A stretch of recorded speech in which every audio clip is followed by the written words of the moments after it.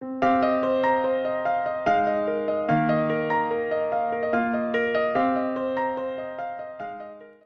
vez que nos acercamos a la oración, es un asunto en el cual todo cristiano como que abre ese dique y esa gran carga que llevábamos sobre nuestro corazón, en nuestra mente, sencillamente la ponemos delante de los ojos del Señor. Cuando el Señor Jesucristo le enseñó a sus discípulos, o es más, cuando sus discípulos le dijeron al Señor, enséñanos a orar, el Señor les dijo, oraréis así, Padre nuestro, etcétera, etcétera, ¿verdad? Pero no es la única oración que nos deja registro la Escritura. Si usted piensa en el libro de los Salmos, el libro de los Salmos es un compendio sumamente amplio de oraciones. El libro de los Salmos, allí encontramos cómo el corazón de los hombres es abierto delante de Dios. Y entendámoslo, son palabras inspiradas por el Espíritu. Son oraciones sentidas, son oraciones que nacen precisamente de diversas circunstancias. Hermanos, cada salmo revela la profundidad del alma del creyente, de esa alma que clama, de esa alma que busca el refrigerio de parte de Dios, esa alma que busca la confianza, que busca el descanso en Dios y solamente en Dios. Por ello, hermanos, yo creo que es natural que nosotros busquemos en sus palabras, en las palabras que Dios inspiró, hallemos aliento, hallemos vida para nuestro caminar en este mundo. Hermanos, cuando la tragedia visita nuestro hogar, cuando visita nuestra vida, pues sencillamente viene un desaliento. Viene un desaliento. Vienen más preguntas que respuestas. ¿Por qué, Señor? ¿Por qué? Y es allí, hermanos, donde la palabra del Señor, incluyendo los salmos, que recordemos que toda la Escritura es inspirada por Dios, nos debe guiar a una certeza, que Dios es nuestra fortaleza. Amén. Lo leíamos en Jeremías, lo cantábamos hoy.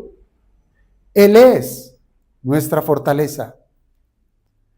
Y si usted recuerda un pasaje fundante en la Escritura que nos ayuda a ello, es ese que encontramos en el Salmo 119, cuando dice la Escritura, lámpara es a mis pies. ¿Qué? ¿Qué es lámpara a mis pies? Tu palabra, tu palabra. Y el salmista continuó diciendo, y lumbrera a mi camino. Esto que implica que la palabra de Dios es útil no para este momento, no solamente para el momento en que estamos viviendo, sino para levantarnos y seguir caminando. Hermanos, hablar del sufrimiento es una realidad, escuche bien, es una realidad inseparable de la vida del cristiano. Es inseparable. Y usted podrá hallar testimonio en la Escritura de esta gran verdad. Los santos de Dios experimentaron dolor, experimentaron prueba, experimentaron aflicción. Por donde usted lo quiera ver. Piense usted en este Jeremías del cual leíamos hoy. Que el Señor le diga, ve, predícales. Pero eso sí, no te escucharán. Que me dijeran a mí como predicador, ve y predícales. Y no te escucharán. Yo digo, sí, Señor, lo creo. Así es. Así es. Pero es un dolor, una carga que hay. Piense en un Esteban en el Nuevo Testamento. ¿Se acuerdan de Esteban? Fue martirizado, es considerado el primer mártir de la iglesia. Su martirio no tuvo un lugar en ese corazón egoísta de decir, yo me busqué el problema. No, Esteban no se buscó el problema.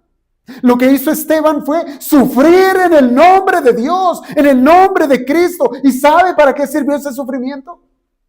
Para que el evangelio fuera expandido a todas las regiones conocidas. Es decir, hermanos, el sufrimiento tiene propósito en nuestra vida. Tiene propósito. Pero vayamos al Antiguo Testamento, piense en un Daniel. Sí, claro, Daniel, un hombre que gozó de privilegios en un reino, claro, extraño. Pero no fue así siempre. Daniel es conocido por su integridad, ¿verdad? Daniel permaneció fiel aún en los momentos más duros, en donde prácticamente la espada estaba sobre su cabeza. Daniel permaneció fiel cuando se levantó un edicto del rey, quien prohibía la adoración a cualquier otro Dios que no fuera él, el rey. Y la Biblia hace una declaración poderosa. Aún a sabiendas del peligro, aún a sabiendas de la tribulación, Daniel se arrodillaba 3 veces al día y oraba y daba gracias delante de su Dios. Pero la Biblia no queda allí, porque uno pudiera pensar, eso lo hizo solamente en ese momento. No, dice Daniel 6:10, como solía hacer antes. Esa era su constante. Hacer la voluntad de Dios. Por tanto, la confianza de este hombre, esa confianza que él mostró, estaba dirigida a un solo ser que es soberano, a su Salvador. Su confianza mostró que el Señor es digno de lealtad, incluso frente a la muerte. Y allí viene la pregunta que debemos hacernos todos. ¿Nosotros somos fieles aún en medio de las dificultades? ¿O huimos? ¿O nos escondemos? ¿Somos como las avestruces? Viene el peligro y mete su cabeza en la tierra como pretendiendo que allí va a estar a salvo, siendo que allí está más expuesta. Pues hermanos, los ejemplos que nos presentan las Escrituras nos deben conducir a una pregunta a la cual no podemos eludir. ¿Cómo puede un creyente tener tal firmeza en medio de la aflicción? Porque esa es la realidad que nos muestra la Escritura. Hermanos, la fe, ¿saben qué consiste? La fe consiste en creer en Dios, en creerle a Dios, en creer en su palabra. Por eso, hermanos, que en medio de la aflicción es nuestro deber acudir a la Escritura. ¿Para qué? Para conocer quién es Dios y cuál es su obra. No es para salir a buscar solución allá afuera, como lo hace el mundo. No. Vivimos tiempos muy duros, ¿verdad? Tiempos de dolor, tiempos donde la presión del mundo cada vez es más fuerte, aún en medio de la iglesia. Y muchas veces, hermanos, nos sentimos limitados ante el sufrimiento propio y nos vemos limitados incluso e impotentes ante el sufrimiento ajeno. Sin embargo, hay algo que sí podemos hacer. Y es afirmar nuestra confianza en las promesas de Dios. Eso es. Y por eso, hermanos, será un salmo el que va a levantar nuestras almas, y será un salmo quien va a ayudarnos a dirigir nuestra mirada hacia aquel, que escuche bien, aquel que gobierna sobre todas las cosas. Aquel que nos permite conocer que nuestra vida misma está en el hueco de su mano. Quiero que me acompañen, ahora sí, a buscar el Salmo 46.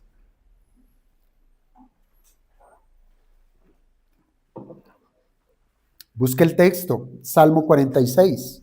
Pónganse en pie y leámoslo juntos para la gloria y honra de nuestro Dios.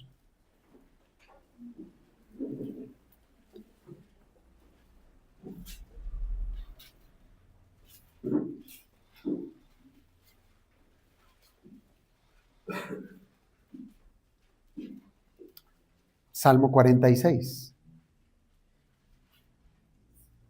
Dice la Escritura: Dios es nuestro amparo y fortaleza, nuestro pronto auxilio en las tribulaciones. Por tanto, no temeremos, aunque la tierra sea removida y se traspasen los montes al corazón del mar, aunque bramen y se turben sus aguas y tiemblen los montes a causa de su braveza. Sela. Del río sus corrientes alegran la ciudad de Dios, el santuario de las moradas del Altísimo. Dios está en medio de ellas, no será conmovida. Dios la ayudará al clarear la mañana. Bramaron las naciones, titubearon los reinos. Dio él su voz, se derritió la tierra. Jehová de los ejércitos está con nosotros. Nuestro refugio es el Dios de Jacob. Sela.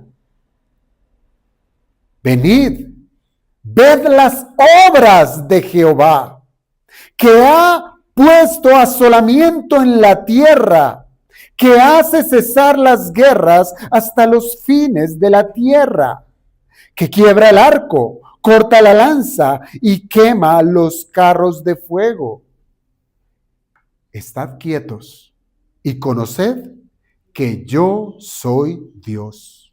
Seré exaltado entre las naciones, enaltecido seré en la tierra. Jehová de los ejércitos está con nosotros. Nuestro refugio es el Dios de Jacob. Sela. Podemos tomar asiento, hermanos.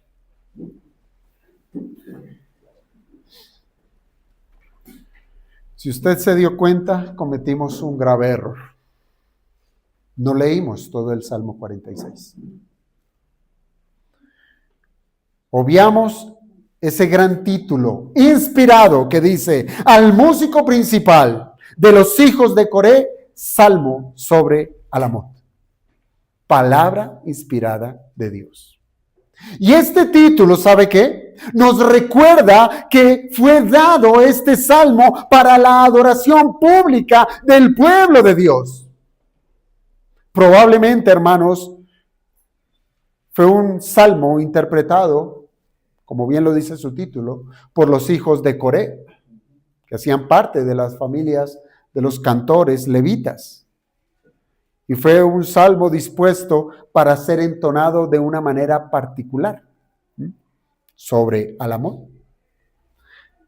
Ahora bien, considerando la estructura del salmo, este salmo está organizado por 3 estrofas, si usted se dio cuenta, y cada una de esas estrofas termina o concluye con una palabra que quizás es extraña para nosotros, y es la palabra Sela.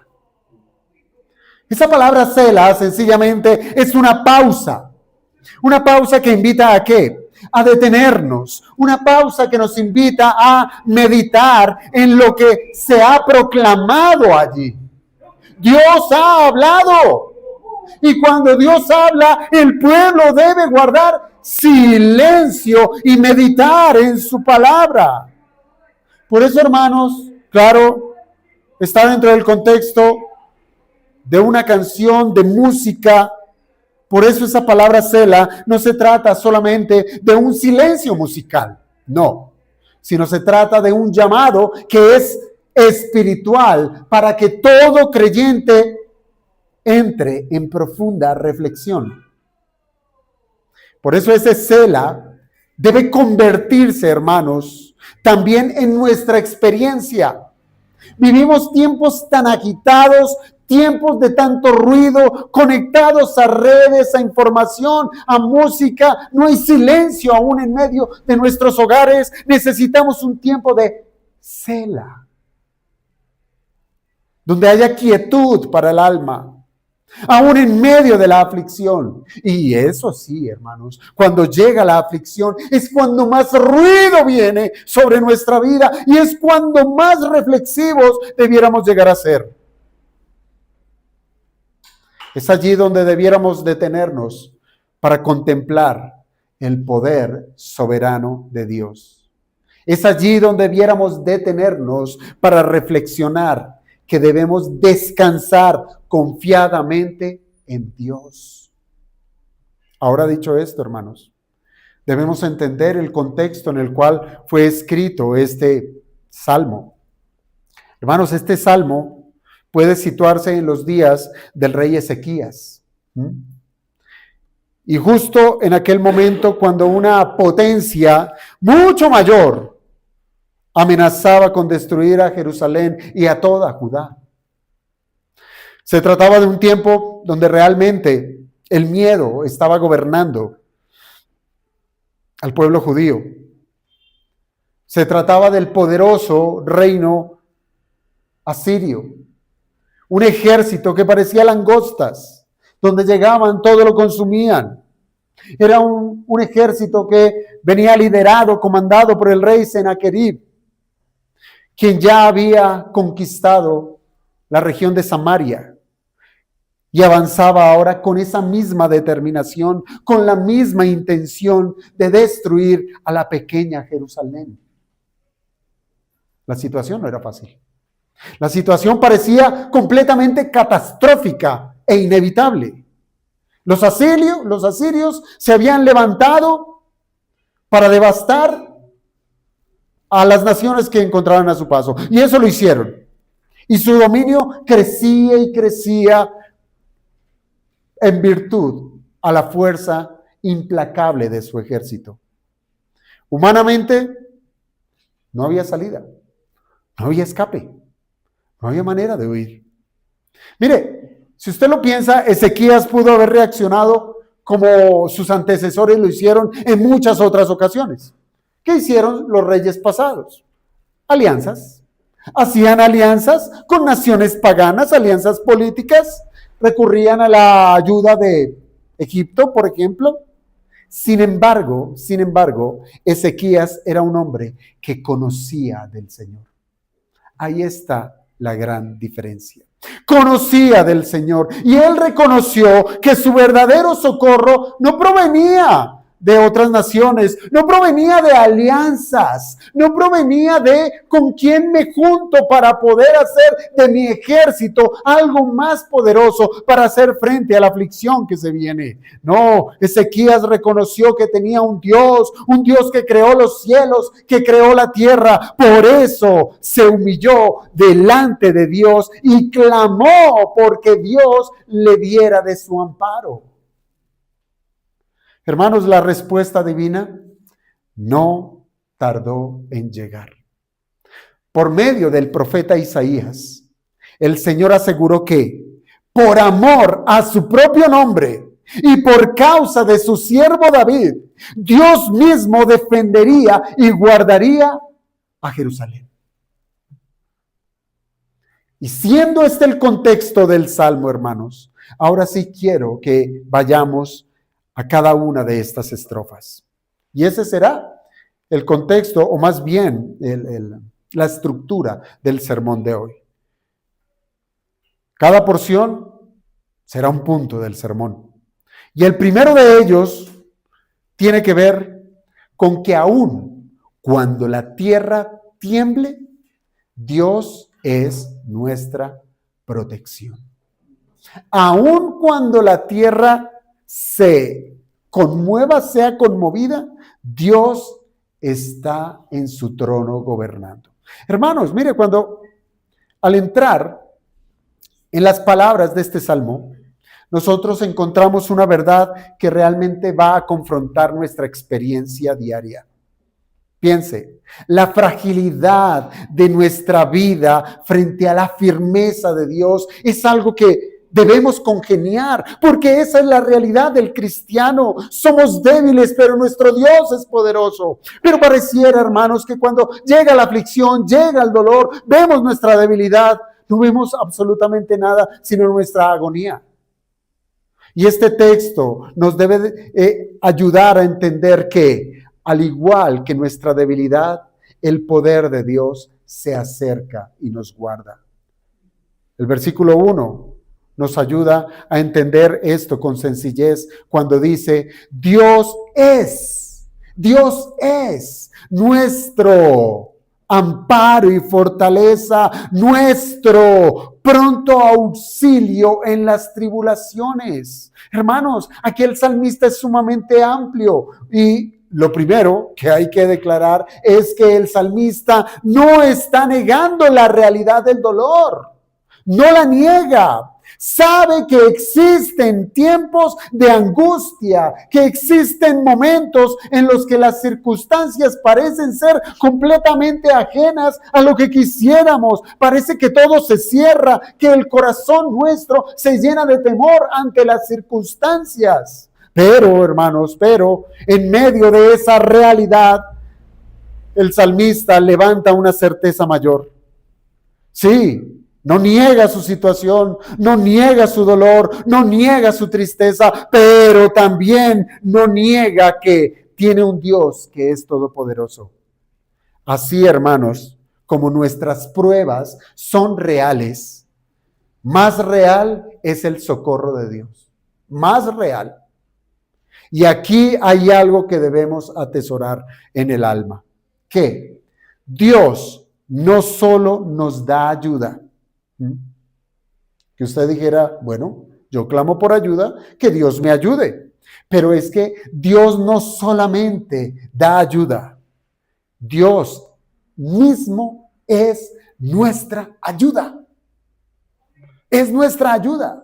Por eso, hermanos, nosotros no nos dirigimos a Dios para ver qué encontramos en su mano. Nosotros nos dirigimos a Dios para tomarnos de su mano. Es muy distinto. Hoy muchos buscan las bendiciones de Dios. Pero ¿quién está buscando a Dios? Esa debiera ser la realidad nuestra. Hermanos, nosotros no descansamos únicamente en lo que Dios puede hacer por nosotros, sino en quién es Él para nosotros. Hermanos, nuestra confianza no está en los regalos que encontramos en Él. Nuestra confianza está en quién es Él. Aun cuando esperamos sus misericordias, toda la gloria, todo el poder, todos los reinos a Él le pertenecen. Él es el Dios de misericordia. A Él es a quien necesitamos. El Salmo, hermanos, también dice, allí en el verso 1, que Él es nuestro pronto auxilio. Esto no significa, escuche bien, esto no significa que siempre Dios actúe según nuestro reloj, a nuestra conveniencia, en el momento que a mí me parece que Dios debiera intervenir. No, eso no está diciendo el salmista. Lo que él está diciendo es que el socorro que provee Dios llega en el momento perfecto, cuando es su voluntad, no la mía. No la mía. Piense en los amigos de Daniel. ¿Se acuerdan? Estos hombres que fueron arrojados a ese gran horno de fuego. Ellos fueron arrojados allá. Ellos pudieron decir que Dios podía librarlos y estaban en lo correcto, ¿verdad? Pero también ellos dijeron que si aún así eso no ocurría, ellos seguirían siendo fieles. Qué gran ejemplo, hermanos, para nosotros, que aún por menos, huimos de las cosas de Dios. Por menos. Porque me miró, porque no me miró, porque me dijo, porque el tinto frío. Por cosas tan absurdas, huimos de las cosas del Señor. Por cosas tan absurdas, huimos de nuestros matrimonios. Por cosas tan absurdas, abandonamos a nuestros hijos. por cosas tan absurdas, renunciamos a nuestras responsabilidades. Pero estos hombres nos dan una gran lección. Aun si Él no nos libra, fieles a Dios. Hermanos, la seguridad de estos hombres no estaba en el resultado. No estaba en el resultado. Oh, Señor, te serviré siempre y cuando tú me bendigas. Y si no te bendice, ¿no le servirás? ¿No le servirás? Pues los amigos de Daniel nos enseñaron que la seguridad de ellos no estaba, su fidelidad no estaba reclinada conforme al resultado. Su fidelidad era en quién es Dios. ¿En quién es Dios? Lo mismo vemos con Esteban, hermanos. Esteban no fue preservado de la muerte. Él pudo haber pasado por su cabeza ver cómo esos judíos que eran hermanos y ahora convertidos en sus enemigos, ellos empezaron a tomar esas piedras en sus manos. Y allá atrás, el joven Pablo, Saulo de Tarso, teniendo las ropas de aquellos que le iban a apedrear. Él pudo haber clamado, Señor, Esteban, pudo haber clamado, Señor, sálvame.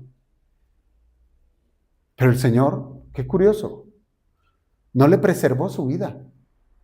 No. Pero ¿sabéis sí que hizo Dios? Dios lo sostuvo en medio de la muerte. Allí estaba Dios.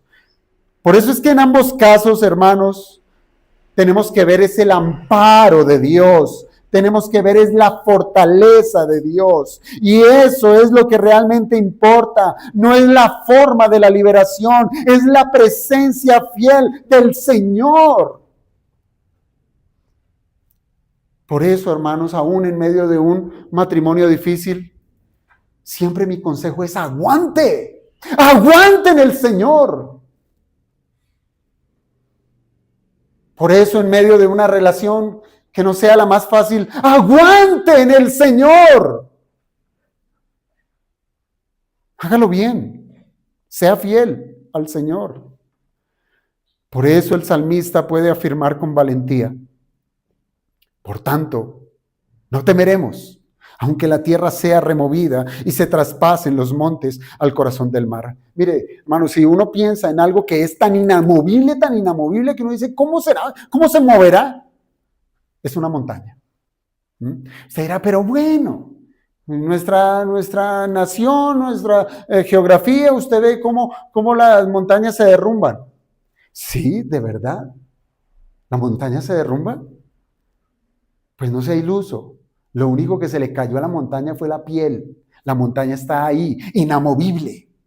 Inamovible. Las montañas representan lo más firme que nosotros pudiéramos conocer. Y aún así dice la palabra de Dios que podrían desaparecer.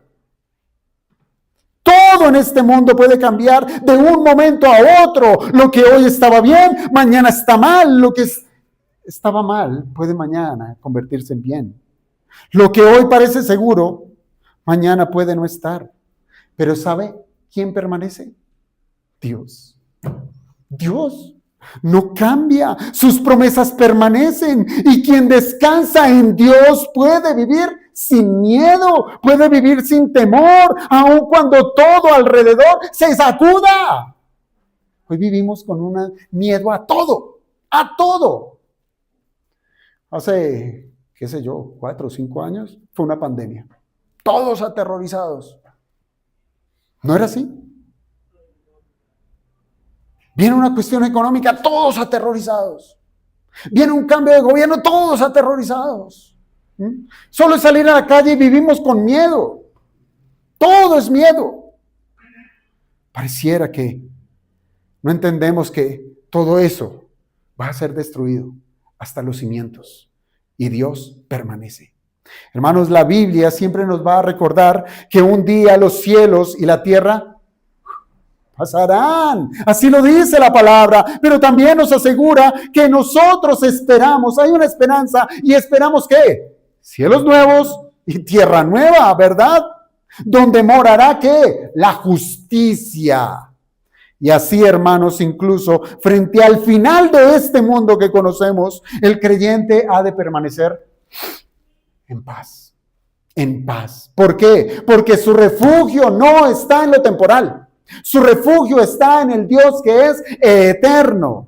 Por eso, amados hermanos, consideremos que en este salmo aparece una expresión que nos va a ayudar a nosotros a que seamos llenos de esperanza.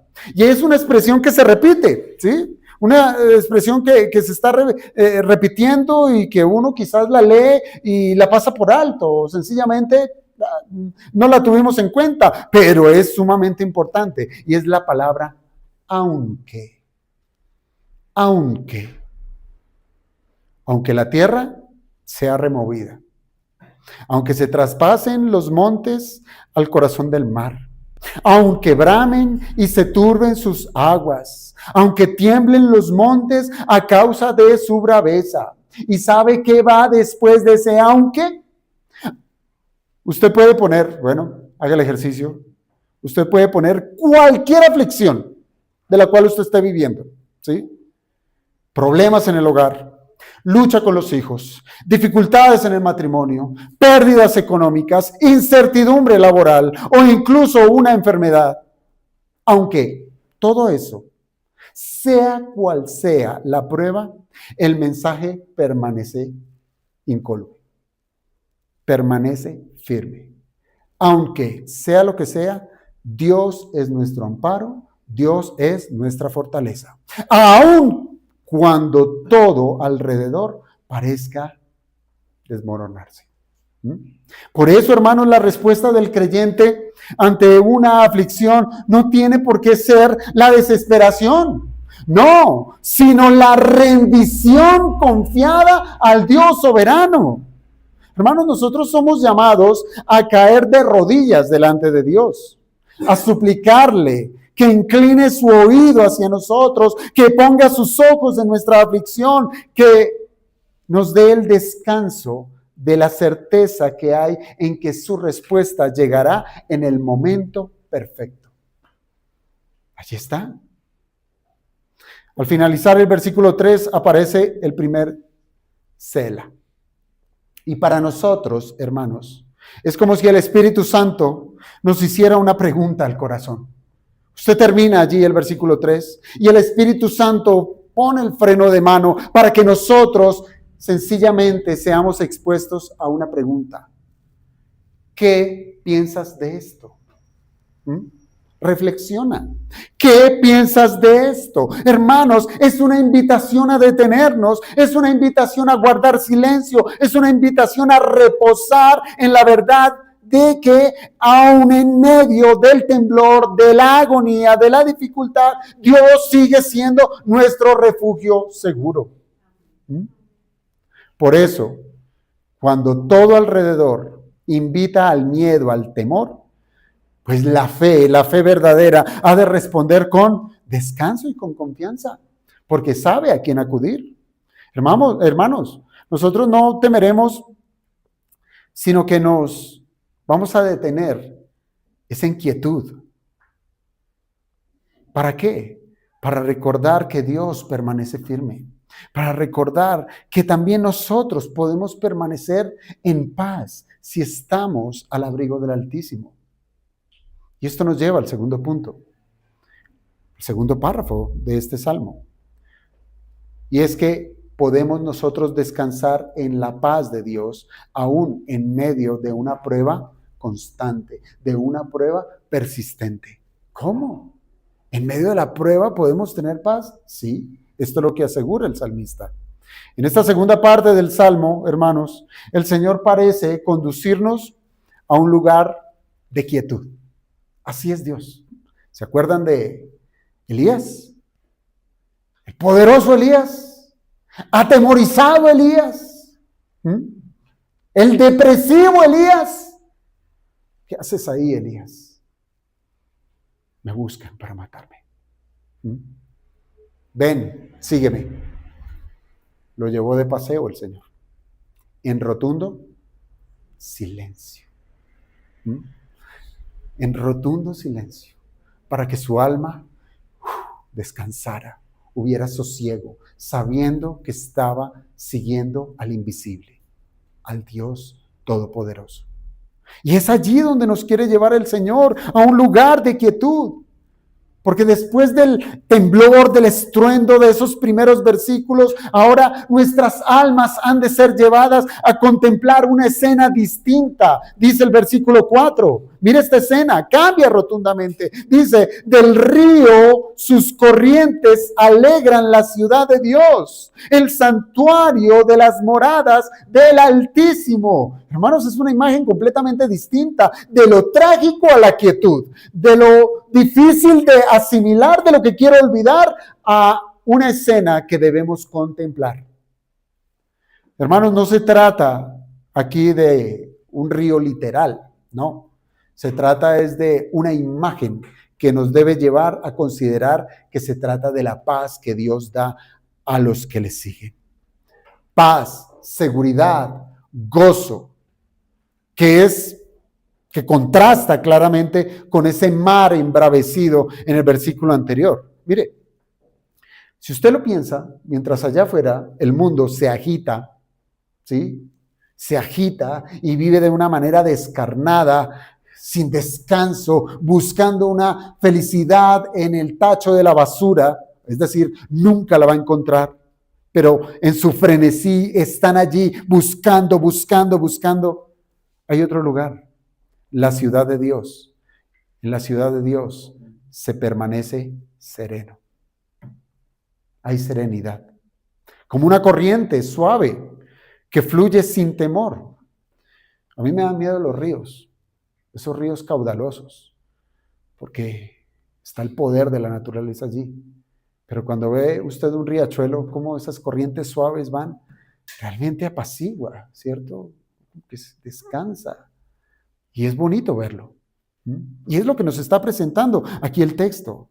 Así, hermanos, obra la misericordia de Dios como un río que se extiende hacia cada corazón, llevando consuelo, llevando descanso, llevando alegría, aun cuando alrededor esté lleno de confusión. Por eso, hermanos, esta esperanza no solo mira a nuestro presente, sino que tiene una mirada hacia el futuro glorioso que Dios ha prometido. ¿Por qué? Porque la Escritura también ha hablado de un río de vida que va a fluir desde el trono de Dios y del trono del Cordero. Apocalipsis 22:1, cuando dice allá, después me mostró un río limpio de agua de vida, resplandeciente como cristal, que salía del trono de Dios y del Cordero. Entonces, hermanos, nosotros debemos recordar que nos espera es un refugio eterno, donde no habrá más muerte, donde no habrá más llanto, donde no habrá dolor. Descanso, reposo, hermanos. Pero hemos de decir, mientras llega ese día de paz, la paz de Dios está en medio de su pueblo.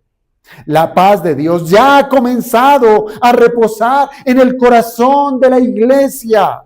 Aún en medio de un mundo lleno de angustia, la paz de Dios ha de gobernar su pueblo. Esa fue la experiencia del rey Ezequías. Aunque el poder de Asiria estaba amenazando a Jerusalén, la débil Jerusalén, pues las palabras del profeta Isaías trajo consuelo y seguridad a su corazón. Hermanos, así se muestra este contraste del Salmo. Mientras braman las naciones y titubean los reinos, la voz de Dios se levanta con autoridad. Así es. Su voluntad se cumple sin oposición. Hermanos, la estrofa culmina con una confesión de fe profunda. Verso 7. Jehová de los ejércitos está con nosotros, nuestro refugio es el Dios de Jacob. Y cierra con Sela. Mire, ¿usted ha considerado ese título, Jehová de los ejércitos? Es un título sumamente importante del cual debemos nosotros apropiarnos y entenderlo, porque Jehová de los ejércitos lo que hace es proclamar que Dios tiene dominio, que Él tiene dominio, y no es un dominio cualquiera, no es un dominio limitado, es un dominio absoluto sobre todas las cosas. Él es Jehová de los ejércitos. Por eso, hermanos, es que cuando estamos sujetos a este cuidado, ¿por qué temer? ¿Cuál miedo hemos de tener? Pero entiéndalo, no se trata de nuestra fortaleza. No se trata de buscar la manera de cómo yo hacerme el fuerte frente a las circunstancias. No, es entender que Él es Jehová de los ejércitos, que es en Él que hallamos nuestra confianza, nuestro cuidado, porque Él reina. Él es. Sin embargo, hermanos, esa seguridad no es una promesa que se activa como cuando uno mueve un interruptor. No es nada automático. No es sencillamente decir, menciono el nombre de Dios, invoco su nombre e inmediatamente ya no tengo aflicción o no siento la aflicción, no percibo la aflicción, sino que me lleno de paz. No, hermanos, esto no es de manera automática, sino que verdaderamente para los que están al lado del ejército de Dios, al ejército de Jehová, a los que le han vuelto su corazón a Él, es a ellos que en un constante vivir, como de manera progresiva, el Señor le va trabajando su corazón en arrepentimiento, en fe, para que pueda Él entender que solamente hay esperanza en Él y nada más que en Él. Hermanos, en nuestro tiempo es muy común ver cómo muchos buscan a Dios. ¿Solo para qué? Para que me quite este problema, para que me saque de esta dificultad, para enfrentar esa crisis en la cual estoy viviendo, esa crisis económica, esa enfermedad inesperada, esa dificultad familiar. Solo buscamos a Dios quizás esperando que Él respalde incluso nuestras decisiones, decisiones que nunca fueron rendidas a su voluntad. Para eso buscamos a Dios. Y cuando empezamos a ver que nuestra vida se convierte en un manojo de nudos, un nudo tras otro, la vida no fluye, todo es obstáculo, todo es problema. Ay, sí, pero Señor, mira lo que te pedí y mira esto. Hermanos, estamos caminando, es en nuestra voluntad, no en la voluntad de Dios. ¿Y sabe a quién le llevan esos nudos? Al pastor. Pastor, desenvuélvame este problema. Su merced se metió allá solo. Dígale al Señor que le ayude. Bueno, otros van a desear, hermanos, la ayuda de Dios, incluso para mantener caminos que solamente van hacia la injusticia. Ay, Señor, provéeme un trabajo. Pero tengo que vender cerveza, no importa, Señor, tú sabes que necesito para mantener a mis hijos, para ser el proveedor que tú pides. No importa que tenga que traficar, vender, hacer injusticias. Y a eso vamos, buscamos a Dios, aún para que Él dé su bendición en nuestros caminos injustos.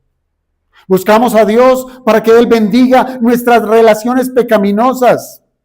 Buscamos a Dios para que Él nos dé su bendición para esas ambiciones que son propias de un corazón egoísta, que son movidas por el orgullo. Bendíceme, Dios.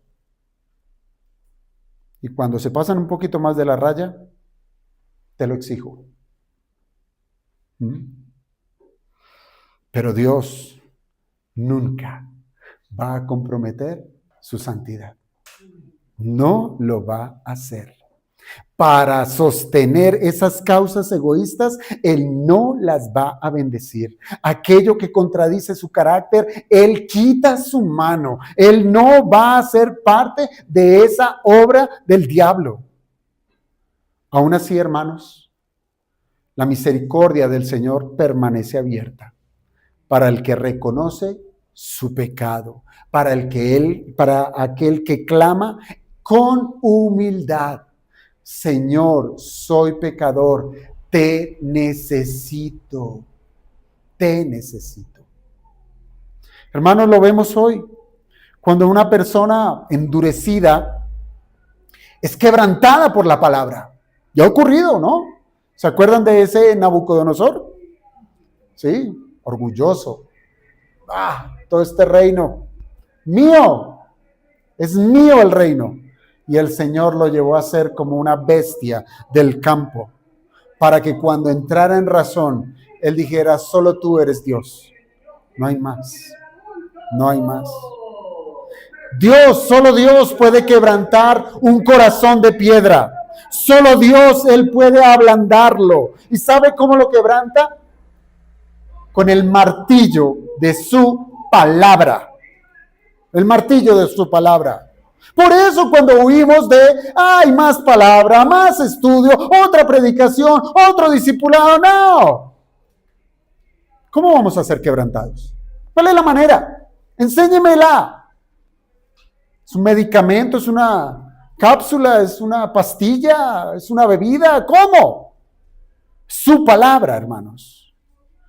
Cuando un hogar dividido comienza a restaurarse, eso es maravilloso. ¿Y sabe por qué comienza a restaurarse? Porque esa familia comienza con fidelidad a someterse a Cristo. Ahí es. ¿Sí? Ahí es. Cuando se somete a Cristo. Y allí el varón va a amar a su esposa como Cristo ama a la iglesia. Allí la mujer va a respetar a su marido, porque es la voluntad de Cristo. Y cuando eso ocurra, habrá restauración. O cuando alguien que confiaba en sus propias fuerzas aprende a depender más bien es de la gracia de Dios y no de sus fuerzas. Y ya no va a decir, esto fue con el sudor de mi frente. No, sino va a decir, esto es por la gracia de Dios. Allí donde hay arrepentimiento verdadero, Dios se acerca con poder, con un poder, como lo cantábamos hoy, un poder consolador. No porque el hombre lo merezca, hermanos. Ninguno de nosotros merecemos semejantes misericordias, sino porque el Señor se complace en mostrar misericordia a quienes Él quiere mostrar misericordia. ¿Y saben quiénes son ellos? Los que de todo corazón le buscan. A los que de todo corazón le buscan. Por eso, hermanos, el Salmo lo llama el Dios de Jacob. Otro título muy interesante. ¿Por qué? Porque aquel que transformó a un hombre cuyo mismo nombre significa engañador, usurpador, el Señor transformó a ese hombre y lo convirtió en un heredero de bendición. Ese mismo Dios sigue siendo el Dios que perdona hoy, el Dios que restaura hoy, el Dios que permanece con su pueblo hoy. Y si nosotros también nos volvemos a Él en arrepentimiento sincero, podemos descansar en la misma promesa allí delante de su presencia. Hermanos, y es aquí donde nuevamente el salmista, inspirado por el Espíritu Santo, escribe Sela, invitándonos otra vez a detenernos.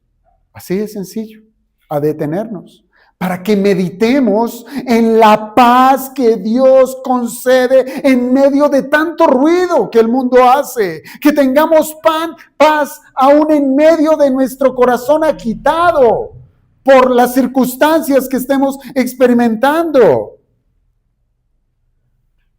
Ese Sela nos debe llevar a responder con gratitud al Señor, que es nuestro refugio eterno. Ese Sela nos debe llevar a meditar que Dios es todo. No necesitamos nada más. Pero esto nos lleva a la tercera parte del Salmo, a la contemplación de las obras de Dios. ¿Sabe qué hizo Dios el séptimo día de la creación? se detuvo, reposó. ¿Para qué? Para contemplar su obra. No era para propósito de él, de decir, ay, no, mire cómo me quedó bonito. No, es para que su creación, Adán y Eva, hicieran lo mismo. Contemplen mi obra. Contemplen que yo soy Dios.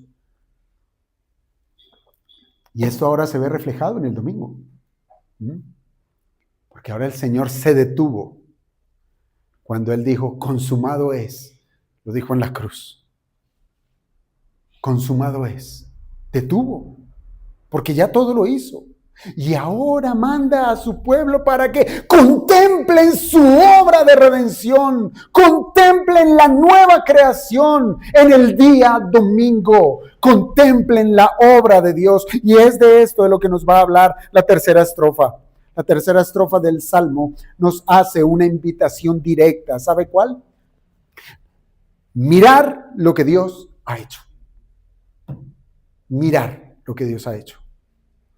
Venid, ved las obras de Jehová, que ha puesto asolamiento en la tierra, que hace cesar las guerras hasta los fines de la tierra, que quiebra el arco, corta la lanza y quema los carros de fuego. Hermanos, estas palabras son un llamado a la gratitud y a la adoración.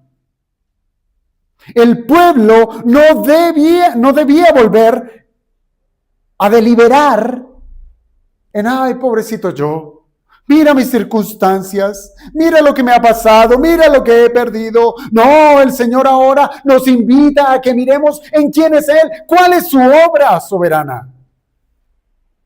Allí se nos dice que es Dios quien debilitó al ejército asirio.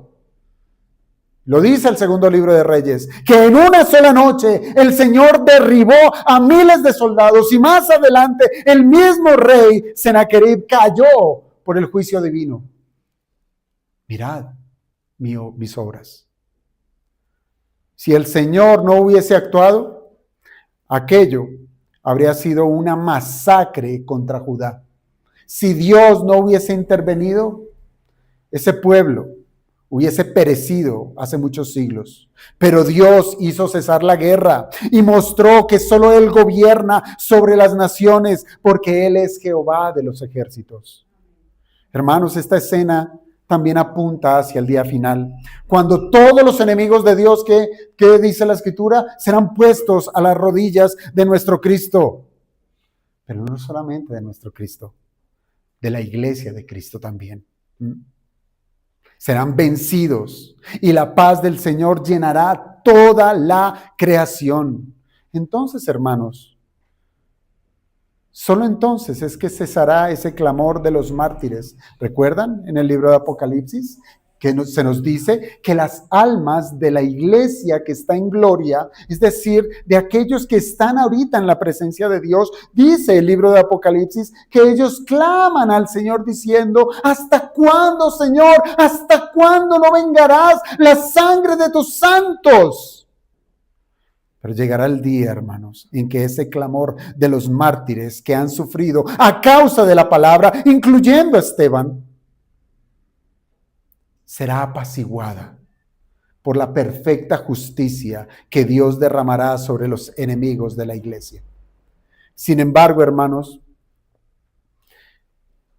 al compararnos con estos testigos fieles, nosotros debemos reconocer muchas veces nuestros propios clamores que son distintos. Son distintos. Miren, hermanos, nosotros con frecuencia nos quejamos por cosas que son pasajeras. Por cosas que son pasajeras.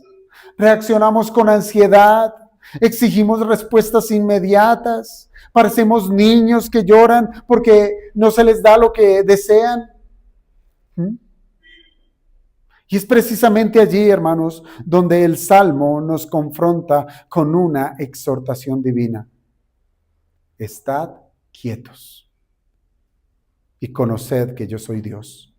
Seré exaltado entre las naciones. Eso es lo que importa. No importas tú. Lo que importa es la gloria de Dios. Seré exaltado entre las naciones, seré enaltecido en la tierra. Jehová de los ejércitos está con nosotros. Nuestro refugio es el Dios de Jacob.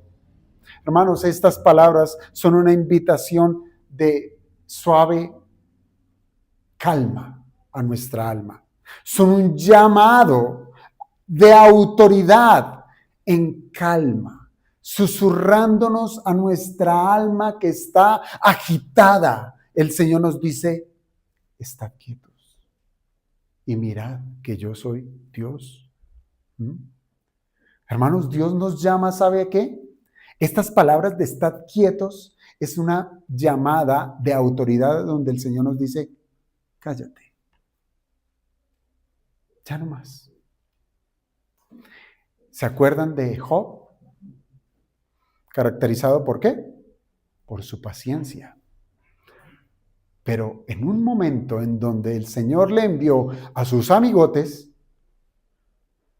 Job se empezó a salir de la ropa.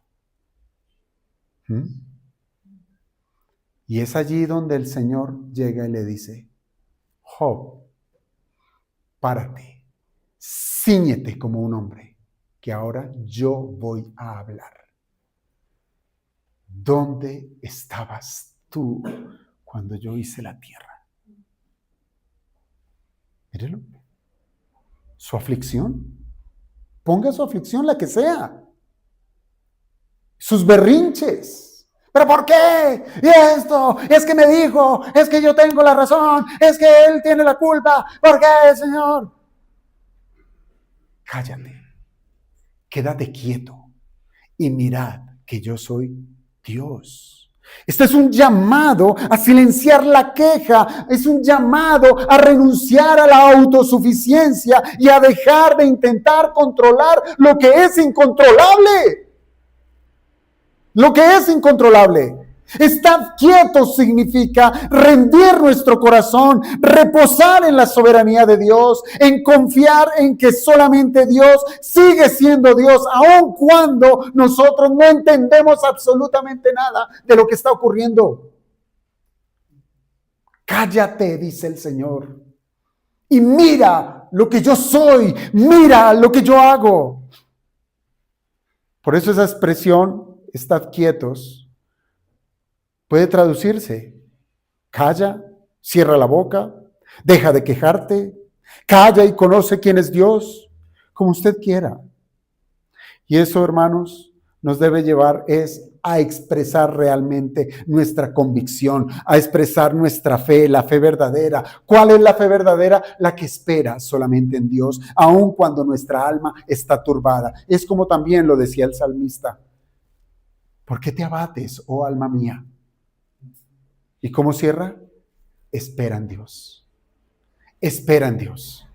Hermanos, cuando los mensajeros asirios, y ya termino, intimidaron a Jerusalén, el pueblo guardó silencio, dice la Escritura, por mandato del rey Ezequías. ¡Callen!, les mandó el rey decir al pueblo. Y de la misma manera, hoy se nos manda a nosotros, a la iglesia, a que callemos delante de aquel rey mayor, de aquel rey soberano, para que confiemos en su gobierno, que es perfecto. ¿Y qué pasa con nuestra ansiedad? Se libera. Hermanos, por más ansiosos que nos encontremos, no va a cambiar en nada la historia. ¿Para qué os afanáis? ¿Se acuerdan del mandamiento? No os afanéis, este es. Por eso, hermanos, la exhortación final es contemplar la obra de Dios, creer en su palabra, descansar en su trono. Dios no ha perdido el control. No lo ha perdido, ni lo va a perder. No lo va a perder. Y cuando Él actúe, el mundo entero va a reconocer que el Señor, en quien nosotros hemos confiado, es Dios verdadero. ¿No dice así la Escritura? Y toda rodilla se doblará, y toda lengua confesará que Él es el Señor.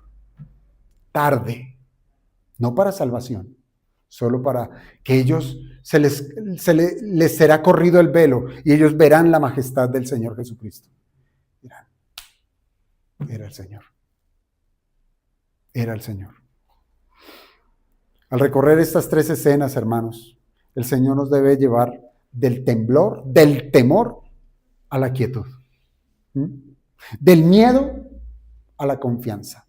Nos debe llevar de ese ruido mundanal al silencio, al sosiego, al descanso de su soberanía.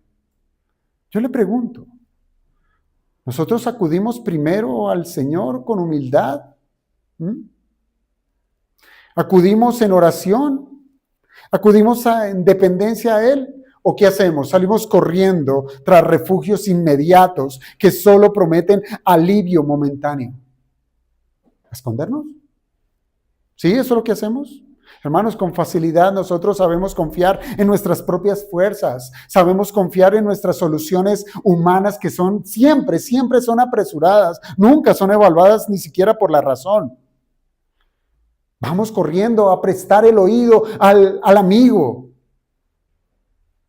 sin importar si es creyente, si va a la iglesia, si tiene una Biblia, a él le prestamos el oído. Pero no nacen, no son movidos a buscar lo que dice la palabra de Dios. O como lo enseña la psicología. ¿Estás en problemas? Distráete un poco. Eso no se le enseña a los matrimonios que están en crisis. Desen una oportunidad. Ve tú, varón, busca otra relación. Ve tu mujer, otra relación. Y se van a dar cuenta lo tanto que ustedes como matrimonio se necesitan. Cuidado, cuidado. Eso es sencillamente diabólico. Pregúntese, ¿no es esto vivir como si Dios no fuera suficiente?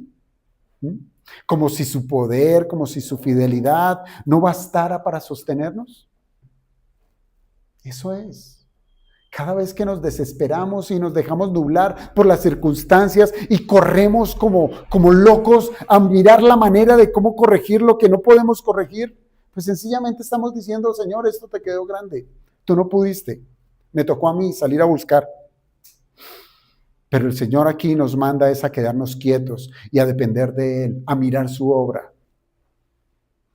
Por tanto, no se le haga extraño que aún en medio de la dificultad, usted encuentra cristianos estudiando la Biblia. Ay, pero estoy perdiendo mi matrimonio. Está orando. Ay, pero es que se murió, es que está buscando del Señor. No se le haga extraño. Porque eso es propio de aquel que ha encontrado fortaleza en Cristo, en Dios. Pregúntese, ¿qué hace usted primero? ¿Se desespera ante la circunstancia? ¿O más bien va a orar? Usted va a decir lo primero. Pues arrepiéntase. ¿Qué hace usted primero? ¿Va a huir en desobediencia o va a obedecer con fe? Usualmente hago lo primero. Arrepiéntase. ¿Qué va a hacer usted en medio del problema? ¿Aislarse en silencio en su cueva? ¿O va a buscar la comunión de los santos? Si ha hecho lo primero, arrepiéntase. ¿Qué hace usted? ¿Se va a rendir al miedo? ¿O va a descansar en las promesas de Dios? Tanto que nos gustan las promesas de Dios, pero no confiamos en ellas. ¿Sabe qué es? Falta de fe. Cuando el Señor le dijo a ese hombre, voy a sanar a tu hijo, ¿lo crees? Sí, Señor, lo creo, pero ayuda a mi incredulidad. Iba como que sí, como que no. Y esa debe ser nuestra oración. Señor, ayuda a nuestra incredulidad. Que el Señor nos ayude, amados hermanos, y que sepamos ver las aflicciones de este mundo como algo que no se le ha salido de las manos al Señor. ¿Sufriremos? Sí. ¿Lloraremos? Sí. Pero nuestro descanso está en las manos del Señor. ¿Hemos de temerle a aquel que ha de destruir el cuerpo? No. Téngale miedo a aquel que puede destruir su alma en el infierno. A él sí. Pero su alma, si usted ha creído, su alma está asegurada. Está en el depósito eterno, en donde nada ni nadie la podrá sacar de allí. Descansemos en el Señor.